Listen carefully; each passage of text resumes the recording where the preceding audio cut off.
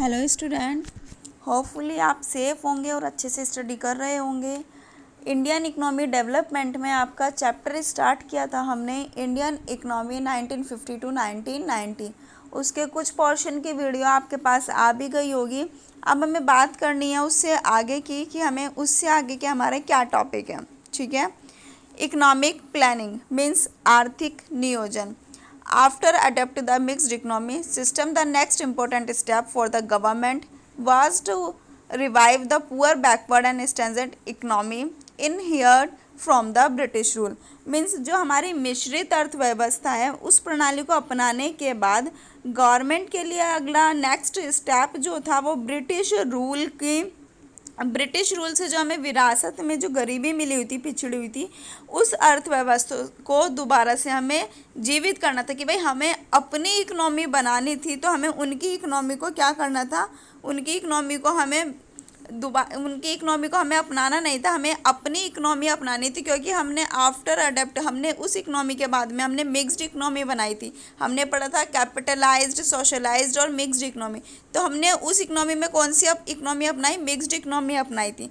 तो गवर्नमेंट ने क्या करा कि हमारे पास तब कौन से रूल थे, ब्रिटिश रूल थे। तो हमने ब्रिटिश रूल को ना अपनाकर हमें अपने लिए कुछ इकोनॉमिक प्लानिंग करनी थी। ठीक है, तो चलिए देखते हैं क्या है। For the development of Indian economy it was necessary for the government to plan for the economy known as economic planning. तो भारतीय अर्थव्यवस्था के विकास के लिए सरकार की जो आर्थिक योजना के रूप में जाने वाली अर्थव्यवस्था की हमें योजना बनाना आवश्यक था कि भाई हमारी गवर्नमेंट किस तरह से प्लान करना चाहती है। तो हमें उसके लिए क्या करना था, to plan for the economy known as economic planning. हमें इंडियन इकोनॉमी को डेवलपमेंट करने के लिए आवश्यक था कि हम अपनी गवर्नमेंट के प्लान को जानें और उसी के बेसिस पर हम अपनी इकोनॉमिक प्लानिंग के लिए कुछ प्लान करें। ठीक है, नेक्स्ट थर्ड स्टेप देखते हैं हम। Economic planning can be define as making major economic decision. तो भाई आर्थिक नियोजन के लिए अगर उनके लिए हम कहें कि एक डिफाइन करना था, उन्होंने एक मेजर डिसीजन लिया, एक प्राधिकरण के लिए कुछ डिसीजन लिए। तो वो क्या थे, what, how and for whom to produce. उन्होंने सोचा कि भाई क्या, किससे और कैसे उत्पादन किया जाए, by the conscious decision of a determinate authority. तो ये सारे एक अथॉरिटी के बेसिस पर डिसीजन लेने थे कि हम किस तरह से प्रोड्यूस करें, क्या प्रोड्यूस करें और कैसे प्रोड्यूस करें। ठीक है, on the basis of a comprehensive survey of the economic as a whole. Means जो हमें ये सारी चीज़ें हमें करनी थी, हमने एक सर्वे के थ्रू हमें देखना था कि भाई किस तरह से, किसका, कैसे और कहाँ पर प्रोडक्शन किया जाए। तो एक इकोनॉमिक प्लानिंग के थ्रू डिफाइन किया गया, एक डिसीजन लिया गया, एक सर्वे किया गया, क्या, कैसे और किससे प्रोडक्शन किया जाए। ठीक है, नेक्स्ट पर आते हैं। नेक्स्ट देखते हैं, to make planning, fourth point है आपका, to make economic planning effective the government of India set up planning commission in 1950 with the prime minister as a chairman. तो भाई इकोनॉमिक प्लानिंग को इफेक्टिव बनाने के लिए, आर्थिक योजना को प्रभावी बनाने के लिए इंडियन गवर्नमेंट ने क्या करा कि 1950 में एक योजना आयोग की स्थापना करी, एक प्लानिंग कमीशन को सेटअप किया। तब हमारे चेयरमैन जो हमारे with the prime minister as a chairman, तो जो हमारे प्राइम मिनिस्टर थे वो एज ए चेयरमैन बने। और कब, 1950 में। तो एक आपका ऑब्जेक्टिव टाइप क्वेश्चन आ जाता है कि इकोनॉमिक प्लानिंग को कब सेटअप किया गया। तो इकोनॉमिक प्लानिंग को 1950 में सेटअप किया गया था। क्लियर हो गया। The planning commission fix the planning period of a 5 year which began the area of the 5 year plan. तो नियोजन आयोग ने नियोजन की अवधि 5 वर्ष निर्धारित की गई थी, जिसमें 5 वर्षीय योजनाओं का युग शुरू किया गया था। तो जब हमने इकोनॉमिक प्लानिंग बनाई थी तो उस इकोनॉमिक प्लानिंग के थ्रू सबसे पहले तो हमें पता चला, हमने प्लानिंग को सेटअप किया। उस सेटअप करने के बाद हमने इसको 5 ईयर प्लान में इंक्लूड कर दिया। अब हमें वो 5 ईयर प्लान पता होने चाहिए कि किस तरह से 5 ईयर प्लान्स को हमने, हमारे जो गोल्स थे 5 ईयर प्लान, वो किस तरह से लागू किए गए। ठीक है, चलिए नेक्स्ट पर आते हैं। नेक्स्ट है हमारा goal of 5 year plan.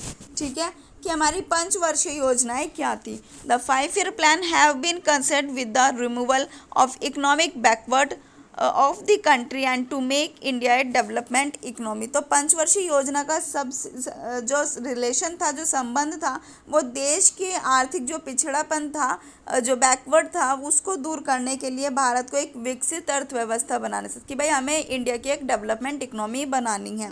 Clear है। The 5 year plan have also taken care to ensure that the weaker section of the populations benefit from the economic progress of the country. तो यहाँ पर क्या था कि भाई हमारा सबसे पहले पंचवर्षीय योजनाओं में यह सुनिश्चित करने के लिए भी ध्यान रखा गया कि सबसे पहले जितना भी हमारा वीकर सेक्शन है, जितने भी हमारे कमज़ोर वर्ग हैं, वो देश की आर्थिक प्रगति से दूर हैं। मीन्स वीकर सेक्शन को सबसे ज़्यादा हमें अच्छा करना था कि हमारे जो वीकर सेक्शन की पॉपुलेशन है उसको हम ज़्यादा से ज़्यादा प्रोग्रेस कर सकें, उसकी इकोनॉमी को अच्छे से अच्छा बढ़ा सकें। नेक्स्ट आता है the first 5 year plan was launched for a period starting from 1 April 1951 and ending on 31 मार्च 1956। तो भाई हमारा जो पहली पंचवर्षीय योजना शुरू की गई थी वो 1 अप्रैल 1951 से शुरू हुई थी और इसकी एंडिंग 31 मार्च 1956 को समाप्त कर दी गई थी। ठीक है। Each 5 year plan listed the basis goals of India development which serve as the guiding principles of Indian planning. प्रत्येक पंचवर्षीय योजनाओं में भारतीय विकास के मूल लक्ष्यों को एक लिस्ट बेस पर तैयार किया गया है, जिसके नियोजन के मार्गदर्शक भी थे इसमें हमारे गाइडेंस प्रिंसिपल्स इंडियन प्लानिंग, हर एक चीज़ को तैयार किया गया। ठीक है। अब आते हैं ये बेसिक गोल्स हमारे कौन कौन से थे। तो हमारे दीज बेसिस गोल आर, तो हमारे दो मूल लक्ष्य हैं हमारे, वो कौन कौन से। फर्स्ट ग्रोथ, ठीक है। Second modernisation, self reliance and equity. तो पंचवर्षीय योजनाओं में हमारे ये 4 गोल मुख्य हैं। कौन कौन से। ग्रोथ यानी कि वृद्धि, विकास, मॉडर्नाइजेशन, आधुनिकरण, सेल्फ रिलायंस, आत्मनिर्भरता, इक्विटी, समानता। ठीक है। अब हम एक एक को इनको डीपली पढ़ेंगे। ठीक है। Growth. The stringence during the British rules forced the planner to make economic growth as the first and foremost objective of Indian plan. कि भाई यहाँ पर ब्रिटिश शासन के दौरान जितने भी हमारे ब्रिटिश रूल थे, उनके दौरान जितने भी हमारी योजनाओं को मतलब जो भी ठहराव थे, वो योजना काल से हमारे क्या होते हैं, भारतीय योजनाओं के पहले और सबसे महत्वपूर्ण उद्देश्य के रूप में उन्होंने क्या कहा कि सबसे पहला हमारा जो मेन ऑब्जेक्टिव होगा वो क्या होगा, ग्रोथ होगा। क्योंकि अगर हम किसी चीज़ की वृद्धि, अगर हम किसी चीज़ को ग्रोथ कर सकते हैं तो हम उसमें हमें कुछ ना कुछ चेंजेस करना होगा। तो आर्थिक विकास को करने के लिए सबसे पहले मजबूर किया गया कि हमें इसमें इम्प्रूवमेंट करना है, हमें इसमें डेवलपमेंट करना है। ठीक है। ग्रोथ एम्प्लाई की इसके कुछ मीनिंग, कुछ तात्पर्य हैं, वो देखते हैं क्या क्या। Either a larger stock of productive capital. भाई या तो अगर हमें कुछ प्रोडक्शन करना है, कुछ कैपिटल चाहिए, तो उसके लिए हमें सबसे पहले एक पूंजी का बड़ा भंडार चाहिए, यानी कि हमारे पास एक लार्जर स्टॉक में क्या होनी चाहिए, कैपिटल होनी चाहिए। तभी हम किसी भी चीज़ को प्रोडक्ट कर सकते हैं, तभी हम किसी चीज़ का प्रोडक्शन कर सकते हैं। सेकंड आता है और a larger size of supporting service like transport and banking. या फिर क्या आता है, या तो ट्रांसपोर्ट और बैंकिंग जैसी सहायक सेवा का एक बड़ा सहारा हो। भाई सिंपल सी बात है, अगर हमें अपनी इकोनॉमी को अच्छा करना है तो हमें प्रोडक्शन के लिए भी स्टॉक, कैपिटल का स्टॉक चाहिएगा ना। और उसके बाद में अगर हम कोई प्रोडक्शन कर रहे हैं तो उसके लिए ट्रांसपोर्ट, बैंकिंग, ये सारी से फैसिलिटीज़ भी हमें चाहिए। और हम तभी ब्रिटिश रूल से निकल कर आए, तो तब हमारे पास ये चीज़ें पॉसिबल नहीं थी। ठीक है। और an increase in the efficiency of productivity, capital and services. फिर क्या था कि या तो उत्पादक को पूंजी और सेवाओं के थ्रू, यानी कि पूंजी और सेवाओं की दक्षता में वृद्धि हो। भाई वृद्धि भी तो, इंक्रीज भी तो तभी करेंगे, है ना। तो हमें ग्रोथ के साथ साथ हमें क्या करना था, प्रोडक्टिविटी, कैपिटल में, और हमारी जितनी भी सर्विसेज है उसमें क्या करना था, उनकी ग्रोथ को बढ़ाना था, उसमें इंक्रीज करना था। ठीक है। चलिए आगे आते हैं। ऑप्शन आपके क्लियर हो गए होंगे। A good indicator of economic growth in the language of economic is study increase in the gross domestic product, जिसको हम जीडीपी भी बोलते हैं। तो अर्थशास्त्र की भाषा में एक आर्थिक विकास, एक इकोनॉमिक डेवलपमेंट का एक अच्छा संकेतक क्या होता है, सकल घरेलू उत्पाद। जो मैं आपसे कभी कभी क्लास में पूछ लेती हूँ कि जीडीपी क्या है ना। तो जीडीपी का हमें पता कैसे चलता है कि जब हमारा इकोनॉमिक डेवलपमेंट होता है, अगर हमारी जीडीपी अच्छी चल रही है तो यानी कि हमारी इकोनॉमी भी अच्छी चल रही है। ठीक है। चलिए, the GDP of a country is derived from the different sector, agriculture sector, industrial sector and service sector of the economy. तो किसी देश की अर्थव्यवस्था, किसी देश की जीडीपी को अच्छे से करने के लिए विभिन्न क्षेत्र की भी आवश्यकता होती है। कौन कौन से हैं? एग्रीकल्चर सेक्टर मीन्स कृषि क्षेत्र, औद्योगिक क्षेत्र, industrial sector and service sector सेवा क्षेत्र से ली गई हैं। तो हमारी इकोनॉमी बेस्ट कब होगी, कब अच्छी हो सकती है? जब हम उसमें डिफरेंट सेक्टर को भी इंक्लूड करेंगे। ठीक है, the contribution of each sector makes up the structural compositions of the economy. तो प्रत्येक क्षेत्र का जो योगदान है वो अर्थव्यवस्था के एक संरचनात्मक, एक स्ट्रक्चर, एक ढांचा को बनाता है कि भाई अगर हमारे पास ये सब चीज़ें हैं तो हमारा एक बिल्कुल एक प्रॉपर प्लानिंग की जा सकती है। होप सो ग्रोथ जो है आपका क्लियर हो गया होगा। इतना आपने अगर ये पढ़ लिया तो आपकी बहुत सारी नॉलेज गेन हो जाएगी। ठीक है, चलिए आगे चलते हैं। मॉडर्नाइजेशन का मतलब होता है आधुनिकरण। ठीक है, जो आजकल हम सारी टेक्नोलॉजी को यूज़ कर रहे हैं वो मॉडर्नाइजेशंस के बेसिस पर ही कर रहे हैं। Indian planner have always recognised the need for modernisations of society to raise the standard of living of people modernisation. ठीक है, कि भारतीय योजनाकारों ने हमेशा समाज के लिए आधुनिकरण की आवश्यकता को मान्यता दी है कि भाई जितने भी हमारे भारतीय योजना, जितनी भी हमारे इंडियन प्लानर हैं, उन्होंने सबसे पहले क्या किया, हमें अपने इंडिया में आधुनिक चीज़ों को हमें मॉडर्नाइज करना है ना, ताकि लोगों के जीवन स्तर को हम आधुनिक बना सकें। अब देखो पहले फ़ोन नहीं होते थे, लेकिन अब आजकल हम सबसे ज़्यादा फ़ोन का यूज़ करते हैं, हमारी स्टडी भी फ़ोन के थ्रू हो रही है, तो ये मॉडर्नाइजेशन ही तो है। ठीक है, चलिए पॉइंट देखते हैं इसमें क्या क्या पॉइंट बताए हैं। एडॉप्शन ऑफ न्यू टेक्नोलॉजी कि हमने नई तकनीक को अपनाया है। नई तकनीक को modernisation aims to increase the production of goods and services through use of new technology. आधुनिकरण का उद्देश्य है नई तकनीक के उपयोग के माध्यम से अच्छी और सेवा के उत्पादन को बढ़ाना। मैं आपको एग्जाम्पल देती हूँ, मैंने क्लास में भी दिया है कि भाई जैसे पहले कृषि में, एग्रीकल्चर सेक्टर में सारे काम हाथ से किए जाते थे और अब वही सारे काम हम मशीन के, टेक्नोलॉजी के बेसिस पर करते हैं। तो ये मॉडर्नाइजेशन ही तो हुआ है कि हमने क्या कर दिया, हमने न्यू टेक्नोलॉजी को अपनाया और उसके थ्रू हम कुछ ना कुछ न्यू प्रोडक्शन करते रहते हैं। मीन्स हमारा काम ज़्यादा काम कम समय में हो जाता है। ठीक है, चेंज इन सोशल आउटलुक, सामाजिक दृष्टिकोण में परिवर्तन। Modernisations also require change in social outlook such as gender empowerment and और provided equal right to women. कि आधुनिकरण को सामाजिक दृष्टिकोण में भी बदलाव की आवश्यकता है, जैसे कि महिलाओं को समान अधिकार प्रदान करने पर या हमारे सशक्तिकरण होना, मतलब लोग जो हमारी वुमेन है, वुमेन एम्पावरमेंट को बढ़ावा देना कि ये नहीं है कि गर्ल्स कुछ नहीं कर सकती या वुमेन कुछ नहीं कर सकती, कर सकते हैं। तो उसी के बेसिस पर मॉडर्नाइजेशन किया जा सकता है, सोसाइटी को चेंज किया जा सकता है।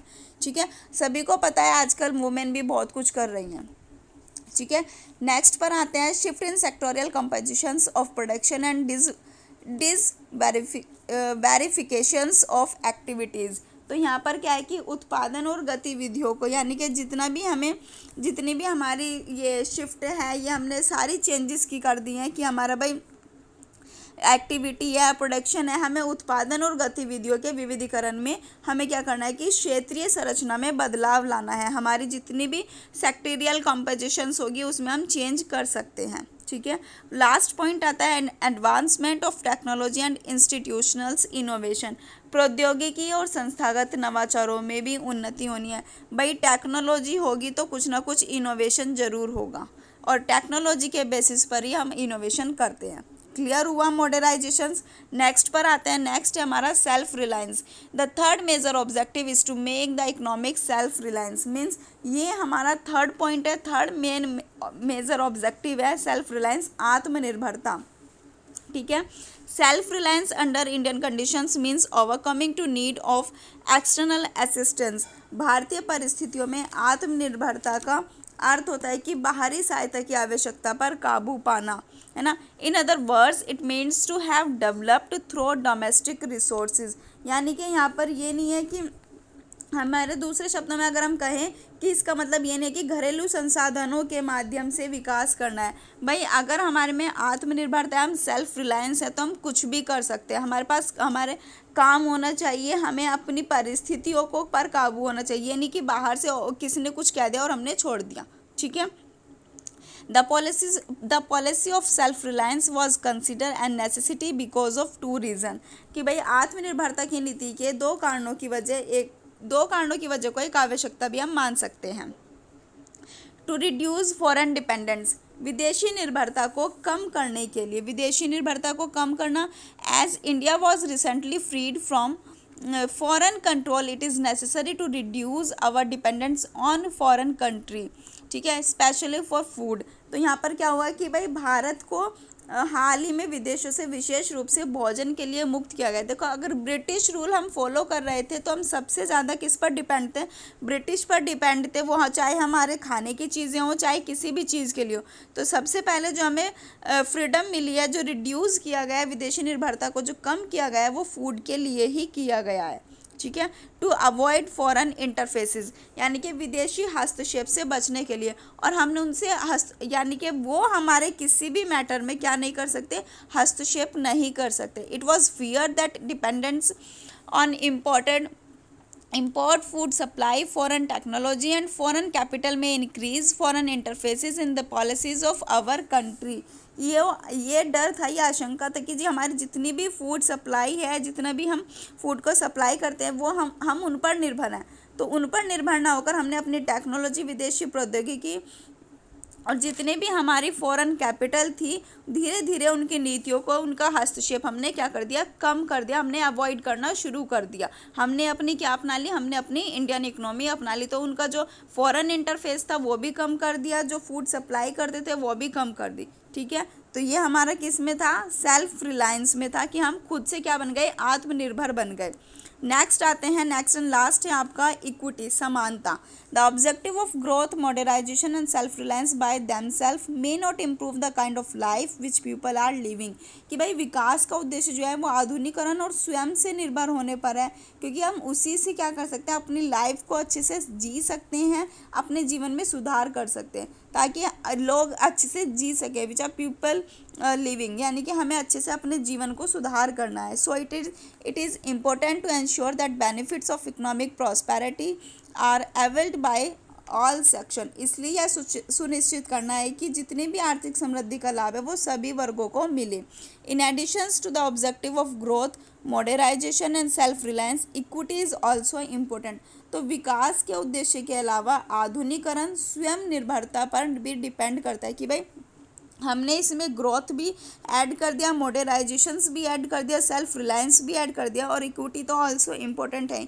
तो यहाँ पर हमारी वृद्धि हो गया, आपका आधुनिकरण हो गया, आत्मनिर्भरता हो गई और समानता होगी। तो ये सब चीज़ों को ऐड करके ही हम एक अच्छी इंडियन इकोनॉमी को डेवलप कर सकते हैं। नेक्स्ट आता है, in short equity aims to raise the standard of living of all people and promote social justice. तो इक्विटी का जो मेन उद्देश्य है वो सभी लोगों के जीवन स्तर को ऊपर उठाना है और सोशल जस्टिस, सामाजिक न्याय को भी बढ़ावा देना है। भाई अगर हमारी इकोनॉमी अच्छी होगी तो लोगों का जीवन भी अच्छा होगा और हमारा सोशल जस्टिस भी अच्छा होगा। सो स्टूडेंट्स, आपको 5 ईयर गोल बताए कि पंचवर्षीय योजना में हमारे 4 गोल हैं, growth, modernisation, self reliance, equity. एक एक आपके जितने भी गोल हैं, एक एक को आपको अच्छे से एक्सप्लेन किया गया है। जब भी आप अपने इस वीडियो को सुनेंगे तो आपको बहुत ध्यान से सुनना है, अपने नोट्स को अपनी नोटबुक में लिखने हैं। अगर आपके पास बुक है तो आप अपने बुक को ओपन करके तब इसको सही से सुनेंगे और समझेंगे। इकोनॉमिक प्लानिंग होगी, आपका गोल्स ऑफ 5 ईयर प्लान हो गए। ठीक है, तो आपको वीडियो को ध्यान से सुनना है, समझना है, नोट्स को प्रॉपर प्रिपेयर करने हैं, अच्छे से डीपली स्टडी करनी है और घर पर रहकर बहुत अच्छे से स्टडी आप कर सकते हो। ठीक है, तो आपको अच्छे से स्टडी करनी है। Be safe and thank you. Have a good day.